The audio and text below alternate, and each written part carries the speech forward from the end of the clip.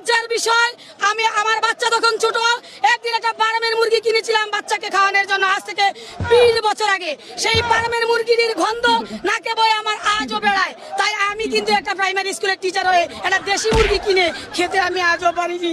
লজ্জা আপনাদের না, লজ্জা হলো এই বাঙালির জন্য। কারণ আপনাদের মতো গর্বিত শিক্ষক শিক্ষিকা পেয়ে।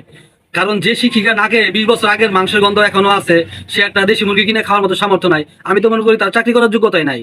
কারণ একজন শিক্ষকতা পেশাকে সে ছোট করে কথা বলছে।